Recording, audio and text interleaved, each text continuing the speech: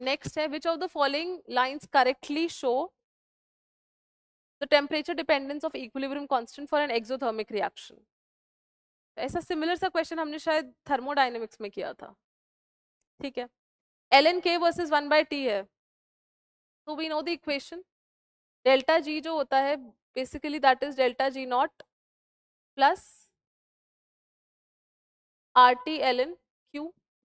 अब क्यू की यहाँ पे इक्विलिब्रियम की बात कर रहे हैं तो that is delta G is equals to 0 and Q is K, basically equilibrium constant. तो डेल्टा जी नॉट यहाँ से क्या आ जाएगा मेरे पास, माइनस आर टी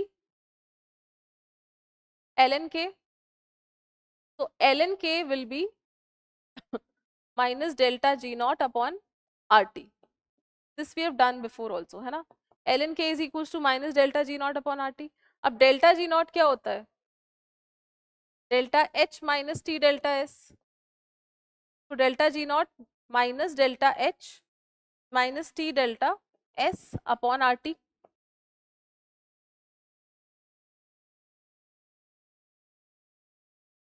तो L N K is equals to minus delta H plus T delta S, यहाँ पे आर टी और यहाँ पे आर टी।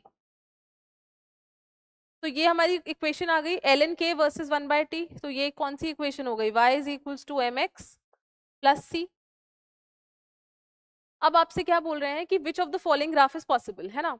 तो एल एन के वर्सेज 1/t में बनाना है, तो हमारे पास स्लोप तो हो गया ये डेल्टा एच अपॉन आर, और जो इंटरसेप्ट है that is basically delta S. अब बोल रहे हैं रिएक्शन कैसी है, exothermic reaction. So for exothermic reaction delta H is negative, delta H negative होता है एक्सोथर्मिक रिएक्शंस के लिए तो जब डेल्टा एच नेगेटिव है, सो नेगेटिव और ये वाला नेगेटिव मिलके क्या बना देंगे, पॉजिटिव। यानी एक्सोथर्मिक रिएक्शंस के लिए इंटरसेप्ट जो होगा वो कैसा होगा हमारे पास, पॉजिटिव अब देखो इनमें से इंटरसेप्ट पॉजिटिव किस किस में है,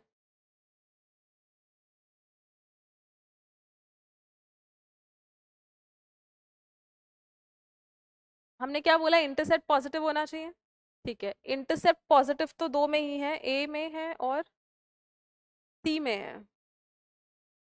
एक्सोथर्मिक रिएक्शन है ना, नेगेटिव नेगेटिव पॉजिटिव, तो ए एंड सी, ऐसा तो कोई ऑप्शन ही नहीं है।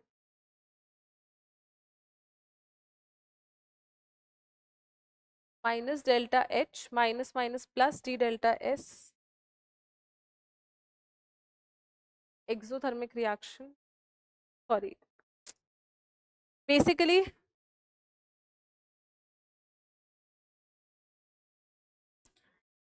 ये हमारी स्ट्रेट लाइन इक्वेशन बन गई, यानी y is equals to M X plus C.